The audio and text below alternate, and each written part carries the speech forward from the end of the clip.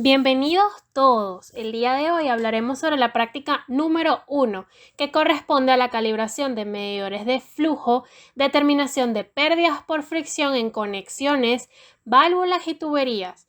Nosotras somos Agustina Das Neves y Jennifer Torre Mora. Conceptos básicos e iniciales.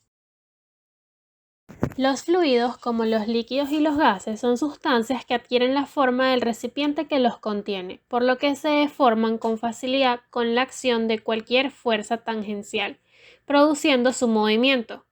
Cuando un fluido se encuentra dentro de un recipiente o se mueve a través de una tubería, experimenta una fuerza por unidad de área, debida a las paredes que lo contienen. Esto se denomina presión. Al referirnos a presión, existen tres tipos que dependen del sistema escogido. Tenemos la presión atmosférica, que es la presión en la superficie de la Tierra debida al peso de la atmósfera. También la presión manométrica, que es la presión en un punto dado debido al peso o flujo del fluido y no considera a la presión de la atmósfera. Y la presión absoluta, que es la suma de todas las presiones en un punto. La presión manométrica en particular se mide con un manómetro, que es un instrumento que consta de un tubo en U con un extremo conectado al fluido estático cuya presión se desea medir y un extremo abierto a la atmósfera. La variación de la presión, en este caso, se determina por el cambio de altura en el tubo que experimenta el líquido manométrico. Muy parecido a como lo hacemos en cada una de las prácticas del laboratorio. La magnitud del movimiento que experimenta un fluido cuando se produce una variación de la presión depende de cuán grandes son las fuerzas de cohesión dentro del fluido. Es decir, que depende de la resistencia que experimenta el fluido moverse, que es lo que se define como viscosidad y se expresa de dos formas: viscosidad dinámica y viscosidad cinemática. La viscosidad dinámica o viscosidad absoluta es una medida de las fuerzas de cohesión que existen entre las moléculas del fluido y se define como la fuerza que se requiere para que una unidad de área plana de la sustancia se deslice sobre otra superficie. La viscosidad cinemática, por su parte, es la relación entre la viscosidad dinámica y la densidad del fluido. La viscosidad de un fluido puede medirse a través de instrumentos sencillos como el viscosímetro de Oswald, donde se determina el tiempo que tarda en descender por efecto del peso un volumen de fluido desde un punto A hasta un punto B del instrumento. En mecánica de fluidos, los sistemas de ecuaciones que permiten estudiar el movimiento del fluido dependen de la forma en que se produce el movimiento de éste.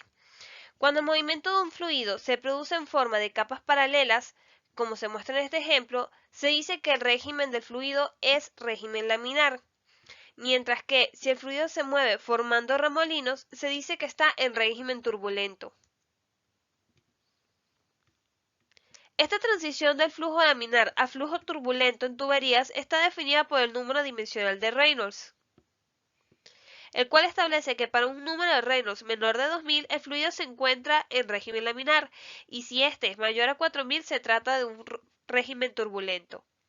El número de Reynolds se calcula a partir de variables que dependen de la naturaleza del fluido, el diámetro de la tubería y la velocidad del flujo. El paso de un fluido a través de los componentes de un sistema de tuberías produce cambios en la velocidad de flujo, presión y energía potencial y cinética que tiene el sistema. Así, por ejemplo, cuando un flujo pasa a través de una sección de tubería de área mayor A1 a otra sección de tubería de área menor A2, vemos que el flujo ahora tendrá una velocidad V2 mayor de acuerdo con la ecuación de continuidad. Los cambios en la velocidad del flujo implican un cambio en la energía cinética del sistema, así como los cambios de altura implican un cambio en la energía potencial. Y partiendo de la ley de la conservación de la energía, estos cambios de energía se pueden estudiar a partir de la ecuación de Bernoulli. Sin embargo, la ecuación de Bernoulli anterior no considera los aportes de energía al sistema como el proporcionado por bombas, o las pérdidas de energía cinética debido al roce del fluido con el sistema. Estos términos se consideran en la ecuación general de energía, que deriva de la ecuación de Bernoulli. En un sistema de tuberías, estas pérdidas de energía se presentan debido al roce del fluido con las componentes del sistema de tuberías, tales como las paredes de las tuberías en sí mismas, los codos, las válvulas de paso y otros accesorios. Las pérdidas debido al roce con las paredes de la tubería se determinan a partir de datos experimentales y utilizando la ecuación de Darcy, que establece que esta pérdida es mayor cuanto mayor es el largo de la tubería L o menor es el diámetro de la tubería, pues ambas circunstancias conllevan un mayor roce del fluido con las paredes del sistema. Y también establece que esta pérdida de energía es directamente proporcional con el factor de fricción F, que se calcula a partir del número de Rayleigh para las condiciones de fluido laminar. Las pérdidas de energía mencionadas anteriormente provocan cambios en la velocidad de flujo de fluido, las cuales se determinan utilizando dispositivos que permiten medir variables asociadas a la velocidad del flujo del sistema. Ejemplos de estos medidores son el rotámetro y el medidor de placa de orificio. El rotámetro es un tipo de medidor de área variable que utiliza el principio de flotación de un cuerpo de área variable para indicar el flujo o el caudal de entrada, mientras que el medidor de placa de orificio consiste en una placa perforada donde se produce el efecto Venturi, y las medidas de presión manométrica antes y después de la placa permiten determinar el flujo del fluido o las características del medidor, como la constante de orificio CO. Objetivos de la práctica. El objetivo general de esta práctica es calibrar los medidores de flujo tales como el medidor de placa de orificio o el rotámetro, y determinar las pérdidas por fricción en diversas conexiones, en las tuberías y en los accesorios colocados en el sistema.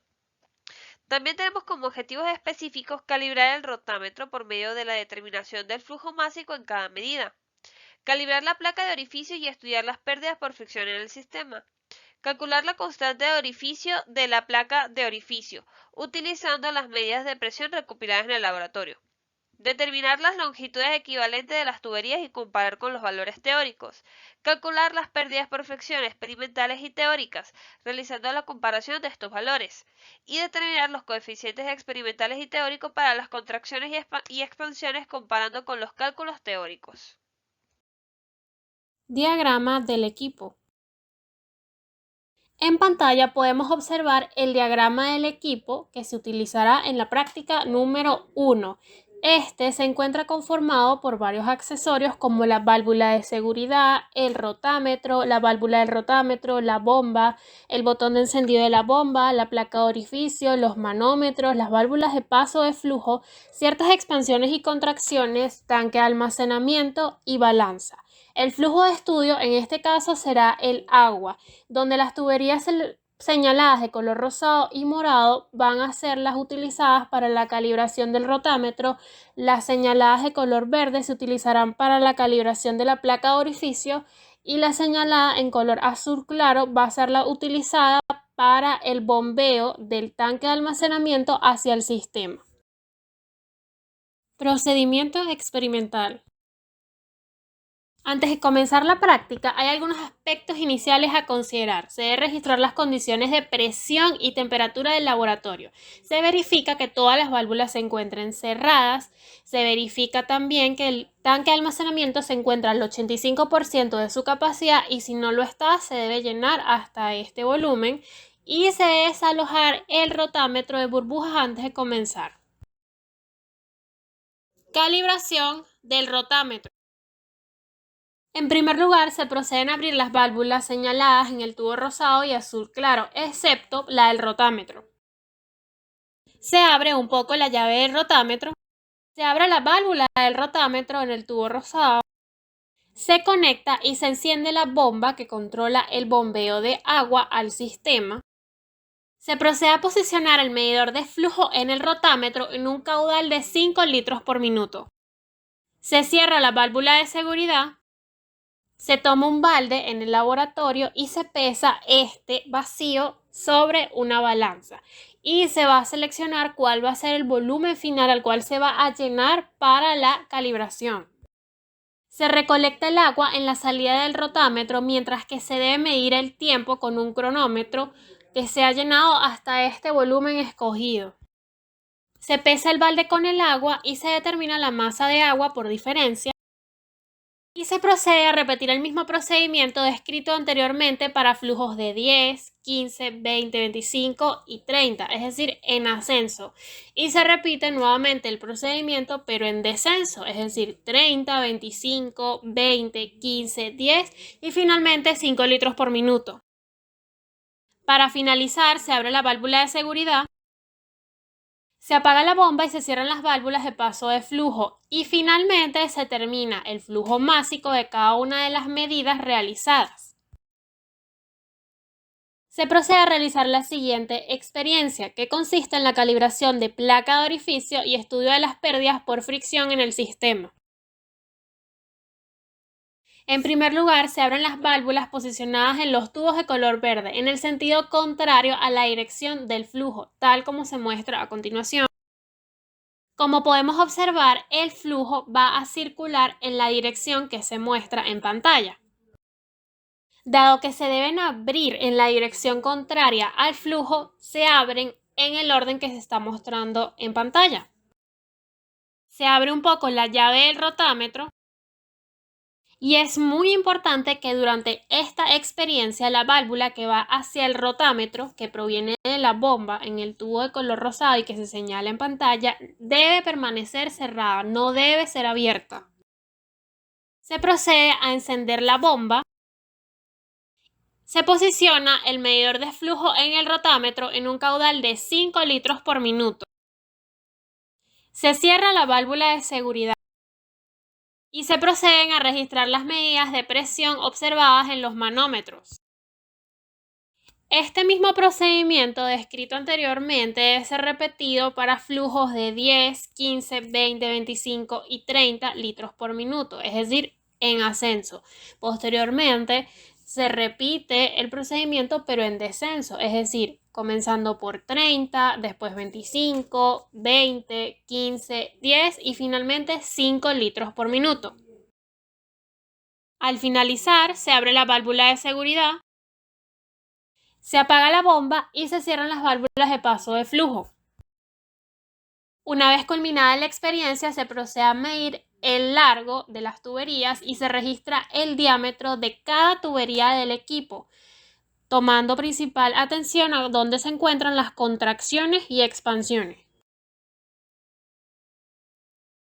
Determinación de la densidad del fluido. Muchos de los cálculos que se realizan en esta práctica hacen necesario conocer la densidad real del fluido que está circulando por las tuberías, que en este caso será agua corriente. Para conocer entonces la densidad del agua corriente se utilizará el método de picnometría, el cual consiste en determinar la masa del fluido que circula, o la masa del fluido de estudio, en este caso, a partir de la relación de la masa pesada y el volumen real del picnómetro. Para conocer el volumen real del picnómetro, este se calibra utilizando agua destilada, pues la densidad del agua destilada es conocida en un amplio rango de temperaturas, lo cual nos permitirá, a partir de medidas de masa y de densidad de esa temperatura, conocer el volumen real del picnómetro. Determinación de la viscosidad del fluido. Para determinar la viscosidad del fluido se utiliza el viscosímetro de Oswald. Para ello, tal como se muestra en las imágenes en pantalla, del lado derecho se llena con el fluido a estudiar y del otro lado se coloca una propipeta, de tal modo que se pueda succionar el líquido hasta que llegue al punto marcado como 1. Luego se toma el tiempo que el fluido tarda en llegar del punto 1 al punto 2 con un cronómetro. Esto se repite por triplicado. Y con los datos disponibles del manual del viscosímetro utilizando las ecuaciones de viscosidad, se determina la viscosidad del fluido de estudio, que en este caso el fluido de estudio es agua. Manejo de los datos. La calibración del rotámetro consiste en determinar el flujo real que está midiendo este medidor. Para ello, se va a determinar el volumen que se llena en un tiempo dado para cada flujo que se indica en estas tablas. y luego se establece la relación del flujo real al que corresponden estas medidas. Para determinar las pérdidas de energía que se producen en las expansiones y contracciones de las tuberías, a la presencia de codos, válvulas y también a la presencia del medidor de placa de orificio, se procede a determinar cuál es la variación de la presión en estos puntos. Por ello, se mide la presión con manómetros antes y después de la presencia de cada una de estas situaciones, expansiones, contracciones, codos, etc. Luego, las medidas de presión se van a relacionar matemáticamente con las pérdidas de energía en cada uno de estos puntos. Aquí se resumen los datos que se deben tomar al utilizar la técnica de picnometría para determinar la densidad real del fluido que estamos estudiando. La tabla 3 corresponde a la calibración del instrumento, donde se pesa el picnómetro seco y el picnómetro con agua destilada, y luego, a partir del promedio de la masa, y conociendo la densidad que se muestra en el gráfico a la temperatura en la que se encuentre el agua en el laboratorio, se determinará el volumen real del picnómetro. Conociendo el volumen real del picnómetro, entonces se pesan varias medidas de agua del fluido en estudio, y con estas medidas de masa del fluido y el volumen real del picnómetro se determina la densidad. Los datos tomados de la determinación de la viscosidad se pueden reportar en una tabla como la tabla número 5 que se muestra aquí, donde se toman medidas del tiempo que tarda en caer la masa de agua desde un punto A hasta un punto B en el viscosímetro de Oswald, y luego estas medidas de tiempo se van a relacionar con la viscosidad real del fluido. A partir de la determinación de la viscosidad y la densidad real del fluido, y de la determinación de la variación de la presión en diferentes puntos de la tubería, se podrá trazar la curva de calibración para el medidor de placa de orificio, calcular la constante de orificio de este, determinar las longitudes equivalentes L y comparar los valores obtenidos con los valores reportados en la bibliografía. Obtener los coeficientes experimentales y teóricos para los procesos de expansión y contracción del fluido en las tuberías y compararlos con los calculados teóricamente y con los reportados en la bibliografía, así como también calcular las pérdidas por fricción experimentales y las teóricas en el sistema. Medidas de seguridad. En primer lugar, se considera la protección de los estudiantes. Para ello se debe contar con una vestimenta que incluye obligatoriamente pantalones largos y zapatos cerrados. Se debe mantener el cabello recogido y se utiliza la bata de laboratorio obligatoriamente. Es muy importante abrir siempre la válvula de seguridad antes de encender la bomba, con el fin de evitar sobrepresión del sistema. Se debe evitar el derrame de agua hacia la toma de corriente y botón de encendido de la bomba, a fin de no producir cortocircuitos, fallas en las conexiones eléctricas, daños en el equipo o inclusive generar daños en los operadores. Se debe evitar, en la medida de lo posible, tocar los cables adyacentes al botón de encendido para evitar pasos de corriente a los operadores. Al abrir la válvula de globo hacia el rotámetro, se debe mantener en observación para evitar la vibración del émbolo dentro del tubo de vidrio del rotámetro. Se debe evitar derrames de agua en el suelo que conllevaría a causar accidentes tanto a los estudiantes como al profesor por un resbalo involuntario. Es por ello que se debe mantener seco el suelo a los alrededores del equipo de la práctica. Dado que el fluido a estudiar es el agua, este no posee efectos adversos por inhalación, contacto ocular o contacto con la piel.